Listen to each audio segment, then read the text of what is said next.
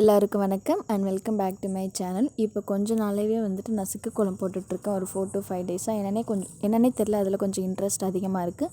எப்படி நம்ம வந்து மேக்ஸ் கற்றுக்கிட்டு போடுறோமோ அந்த மாதிரி இருக்குது.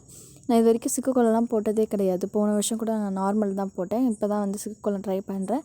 ஏதாச்சும் என்ன மாதிரி கொஞ்சம் இன்ட்ரெஸ்ட் அதிகமாக இருக்கீங்க அப்படின்னா, ஏதாவது லிங்க் பார்த்தீங்க அப்படின்னா எனக்கு கொஞ்சம் ஷேர் பண்ணுங்கள். உங்களுக்கு ஒரு யூஸ்ஃபுல்லான டிப்ஸ் சொல்கிறேன். என்னென்னா, நம்ம அகல் விளக்கு வைக்கிற கீழே தட்டில் வந்துட்டு எண்ணெய் பிசுப்பு இருக்குது அப்படின்னா அதில் வந்துட்டு கோலமாவு அப்படின்னா செங்கமட்டை தூள் அரைச்சி வந்து கொட்டிட்டு அது மேலே விளக்கு வச்சிங்க. அப்படி இல்லைன்னா ஏதாவது இலை மாதிரி வச்சுட்டு அதில் விளக்கு வச்சிங்க அப்படின்னா எண்ணெய் பிசுப்பு வந்து கீழே இறங்காமல் இருக்கும்.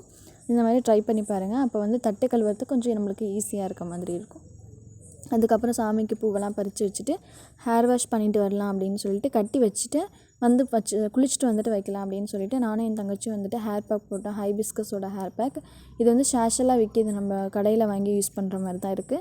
அதையும் வாங்கி ஹேர் வாஷ் நல்லா பண்ணிவிட்டு அப்போ சரியான வெயில், நல்லா தலையை நல்லா வந்து வெயிலில் காய வச்சுட்டு அதுக்கப்புறம் வந்துட்டு சாப்பிட்டுட்டு இது வந்து ஒரு ஆஃப்டர்நூன் கிட்டே வந்துட்டு ப்ரெட் ஆம்லேட் போட்டு சாப்பிட்டோம்.